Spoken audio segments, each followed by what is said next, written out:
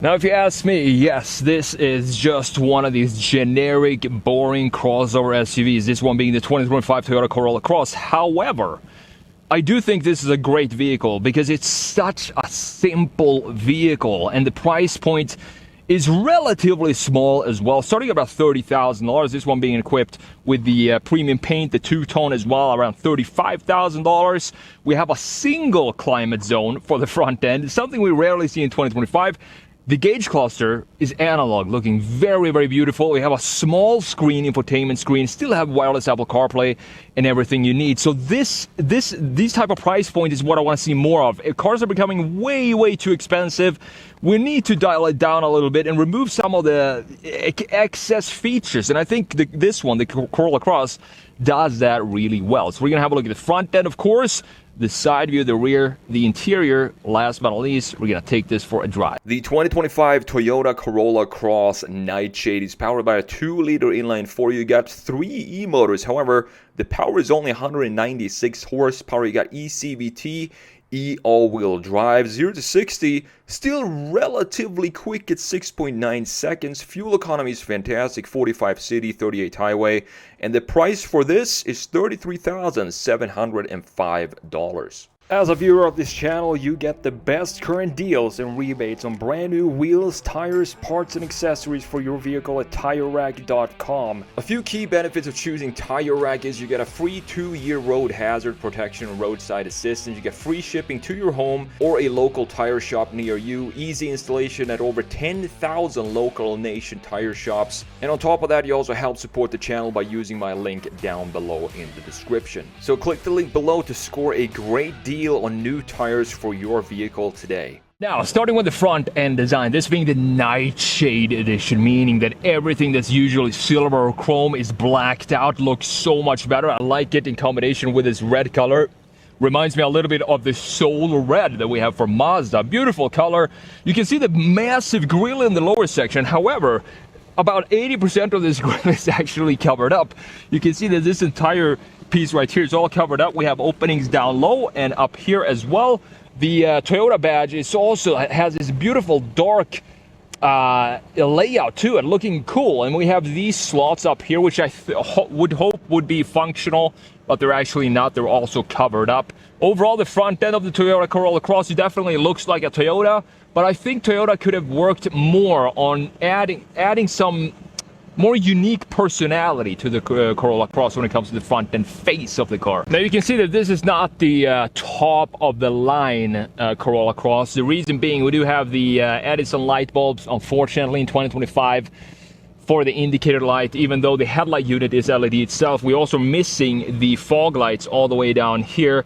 But again, the contrast between the red and the black with the Nightshade, I think looks very, very cool. We could maybe shrink down this grille a little bit to have more of a body color right here and just shrink this area down to have not so much, such a massive mouth in the front end, because as I said, 80% of it is still covered up. Looking at the line flow that we have in the front end, I do like these lines that go in and connect to the corner right here. And we have some beautiful looking chamfers, for example, right here underneath the headlight unit. I think it looks beautiful, and I'm glad to see the chamfers are coming back slowly to car design. You also have a big chamfer right here, and then how it sculpts around the big Toyota logo that also houses the radar for the adaptive cruise control. So overall, the front end looks good, but as I said, I want to see more personality from Toyota and implement that in the Corolla Cross to set it apart a little bit from the rest of the Toyota lineup. Now look at the proportions from our side view. These has these typical crossover small SUV proportions. I don't think it's anything wrong with this,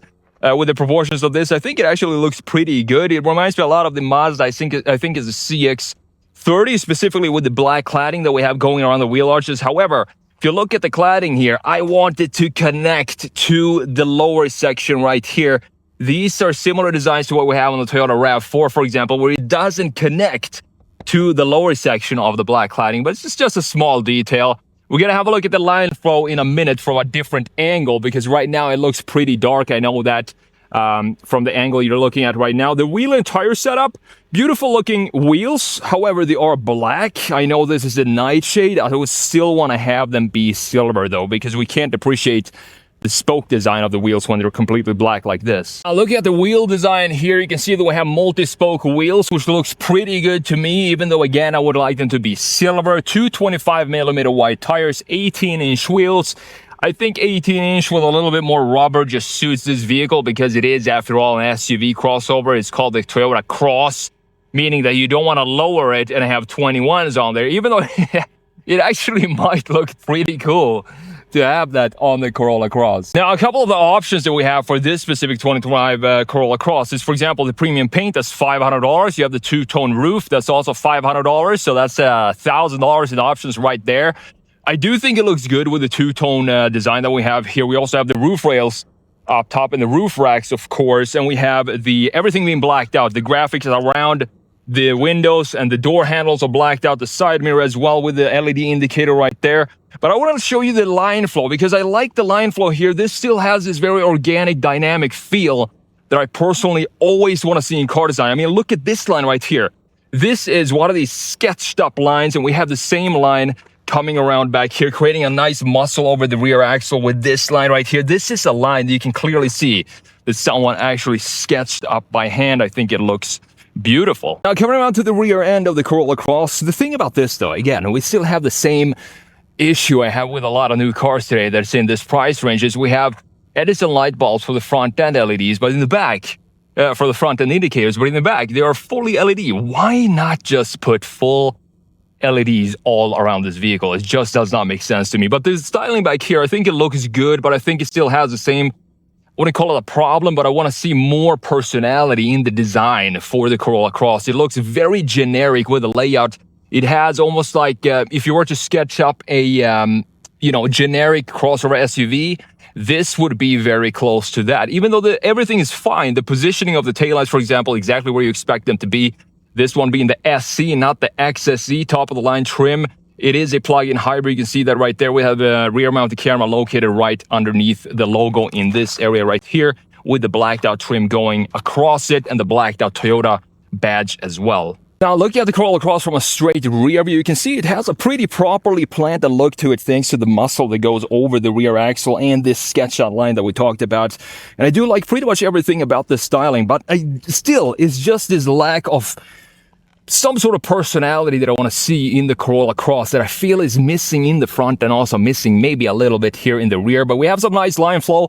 We have this line right here. Everything feels organic. There is no static, sharp corners in this design. It's more of a smooth design, which I appreciate. And all the way down low, I would like to see some exhaust pipes down here. Even though this is a hybrid, it still has a flat diffuser. There's really nothing going on in the lower section. However, it is flat black here. And then you have this gloss black piece in the lower section wrapping around the diffuser. Now, opening up the tailgate, it is not power assisted. Can you believe that in 2025? I don't care. I think it's pretty refreshing to see that, to be honest. Key reason is it's going to save some money for you. And not everybody feel like they need to have a button here to close down. You can do it manually. So inside here, you have plenty of storage. Of course, 60-40 split. You can fold down the rear seats here if you want to do that and have more space, obviously. And you also have the JBL speakers, a couple of LEDs in here, and some hooks to hang whatever grocery bags you have. And that is pretty much it. You have some stuff underneath this floor, but there's no storage compartment underneath here. Since this is a hybrid, the floor is going to sit a little bit higher than you would in a non-hybrid, obviously, because of the e-motors that we have in this vehicle. Now let's have a look at the interior. First of all, let's check out this paint and the line flow that we have with the muscle. Just still, I really like this line because we rarely see organic lines like this. So I'm glad to see that they're still implementing that in Toyota for 2025 and also the 2026 model year as well. Now jumping in here, what I love about this interior is just the simplicity of it. I mean, look at the door panel here. Door handle, super simple. Controls for the windows and also the mirror controls right here. Nice little splash of silver for the grab handle right there. Cup holder down at the bottom. And we have manually adjusted seats. Totally fine by me, because if I own a car, I don't think I'm gonna shrink. I'm probably not gonna grow any taller. So I'm just gonna adjust at one time anyway. So I don't need all the electric motors for that. I just adjust it one time and that's it. The seat, fabric seats, looking great. They're not heated, they're not ventilated either, which is totally fine for me. They do have some proper bolstering on the side, and I do like the styling on them. It has this old school vibe to it. So let's jump in here and talk more about this very analog interior and with a small screen, of course. I mean, check this out. A small 8-inch screen. I love to see it. The integration is not the best. And then we have this typical Toyota gloss black frame for the screens. I wish they would switch this up to make it feel a little bit more premium than this, like hard plastic here. We have hard touch material up top. No head-up display. I don't care for head-up displays anyway. Soft touch material right here with a vent in the very end, and you have the 2 vents down here. But looking at the screen, you do have wireless Apple CarPlay, which is great to see. That is one feature, even though it's a cheap car, I still want to have in my cars. You can see the map here is pretty responsive. We can go into the apps for the wireless CarPlay. We can go into the native map as well. Still a very, very responsive map. We can go in and check out these energy flow, for example. You see how much is coming from the batteries, how much is coming from the motor engine up front. So pretty basic layout for the settings for this. But do I need more? No, that's the thing. I don't need more settings than this. This is totally fine for me. Now, coming into the gauge cluster, another reason why this is so refreshing to see, check out the tachometer to the left and then the speedometer to the right. This looks like something from the 90s with the layout, with them being completely analog, with just a white font on a black background. You have a small tiny screen in the middle right there, which you can customize a little bit to have some different information in the middle, and that is pretty much it for the customization of the screen, which is totally fine for me. Again, I want to be in a car to drive the vehicle. I don't want to be inside of a cell phone. I feel like a lot of car companies have that vibe today, and that is something I don't want for new cars. Doesn't really matter how expensive it is, I still want to have this analog feel for the vehicle. We have a single climate zone here, not 2 for the front end, just 1 climate zone in this vehicle. But the good news is we still have the knobs for the temperature and also the knob for the fan speed. Perfect. Love the layout in here, super simplistic. Start button right there. We have 1 single USB. You can see we're missing some options here. We could probably have a couple of more USB-Cs here, would be nice. But the good news is we still have the wireless charger all the way down here. You have a couple of drive modes, so you can switch it to full EV mode. This having 3 e-motors, you can have it in full EV mode in up to certain speeds, or you can change out the drive modes to sport, normal, or eco, as you can see right there with that little toggle. Going into reverse, now the reverse camera is probably one of the grainiest reverse cameras I think I have ever seen. Now this is not just a pixel up there, there is actually a small little bus, this white thing right there, and that is a truck right there, basically just a white pixel. But as you come closer, of course, you're gonna see all the big obstacles that you don't want to hit. Now putting it back into park, you can also go into the drive and have this be manually shifted. You can shift it here, or you can shift it with the paddles. Not sure how or why we have these paddles, because this is a CVT gearbox.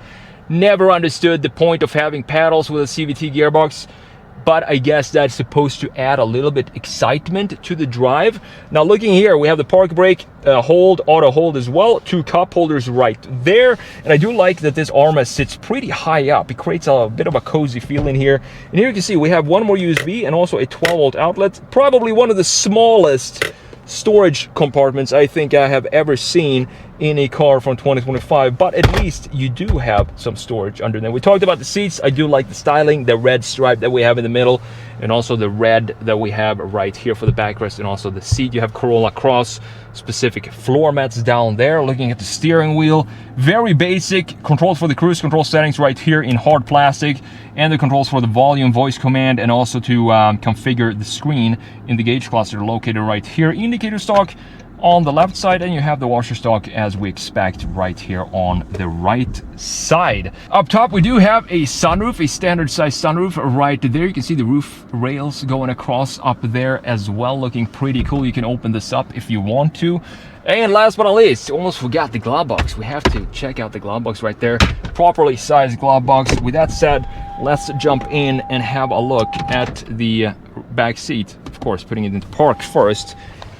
Pretty good idea. So let's see if I can fit behind my own driving position here, being 6'1", 6'2". This is not the biggest crossover SUV, as you know, the Corolla Cross, but we do have a cup holder right here, door handle, grab handle right there, speakers integrated in the lower section, overview of the back seat. So let's jump in here, check this out. Honestly, this is the first time I'm in the back seat behind my own driving position, and honestly, I would not have any problems at all sitting back here for a pretty long time. I don't mind having the seat so close to me. It doesn't really bother me that much, as long as I have leg space to just sit normally like this, and head space as well. You can see that it's carved out in this portion, creating a lot more headroom in the back, which is great to see. Now we can't fold down the center armrest because there is none, so we don't have any cup holders here. The only cup holders we have are in the doors right there and on this side as well. So with that said, we talked about the exterior design, the very minimalistic and refreshing looking interior. Now let's take this for a drive and let's see what that is all about.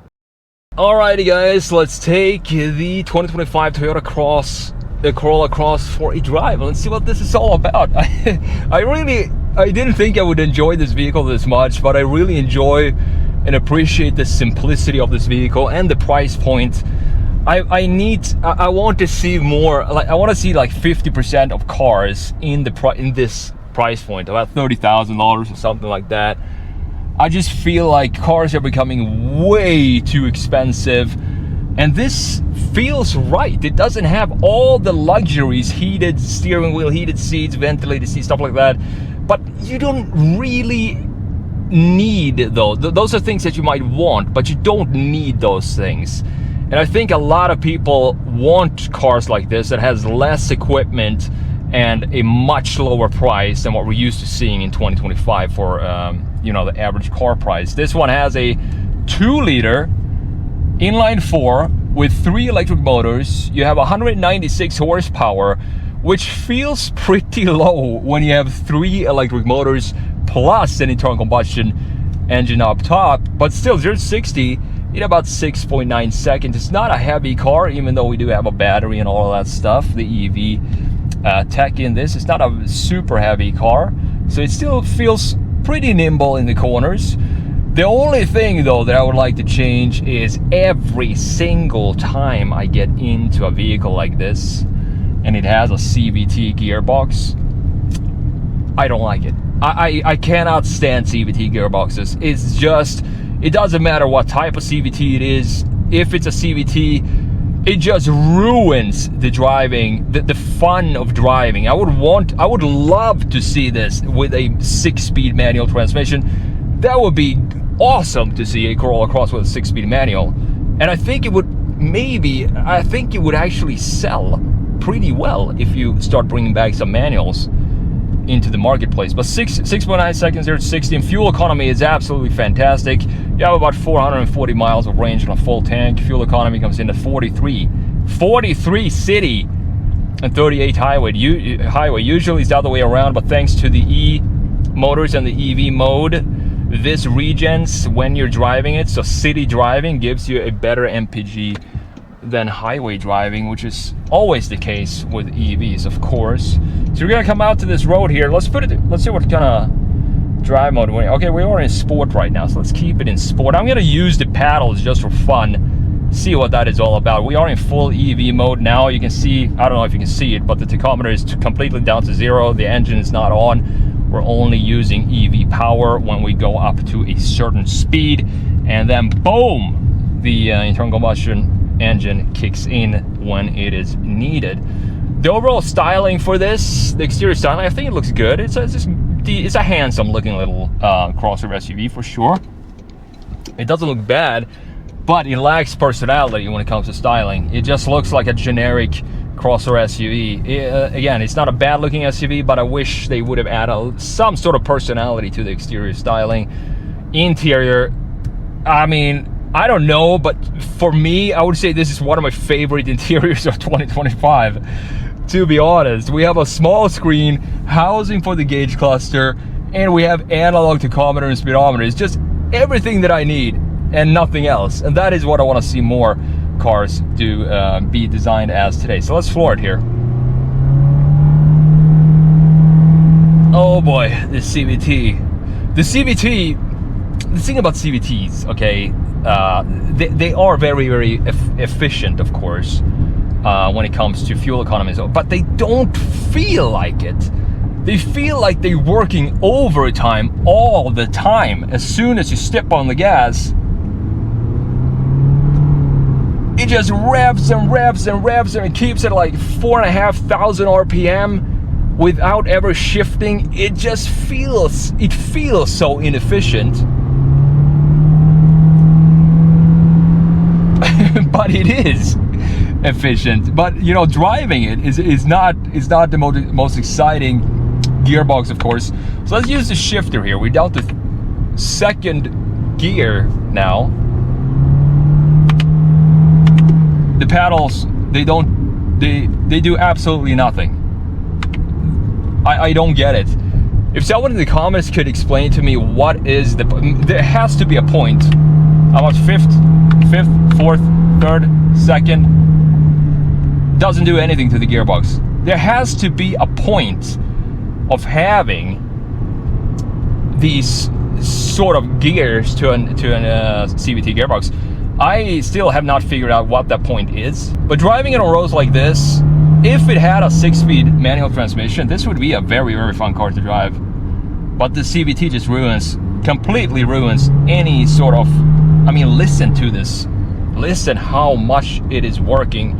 And I cannot believe it gets this good MPG when it sounds like this, when you're just driving it. I'm not driving it, I wouldn't call this normal driving, but even at normal driving, you hear this droning noise of the 5,000 RPM going non-stop.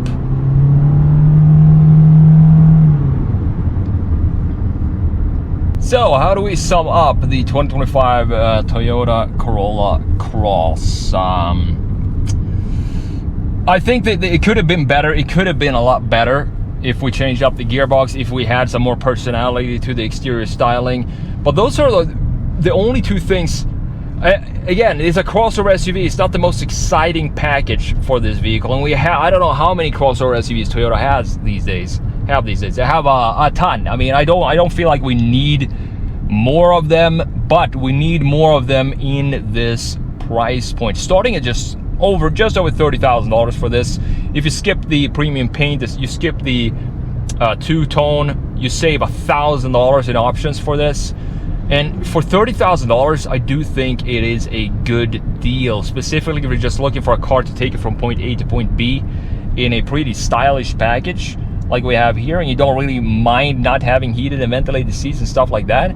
I think it's a pretty good deal. So well done, Toyota. And I also like that we do have the full EV mode, giving you fantastic MPGs. Thank you so much for watching, and I'll see you in the next video.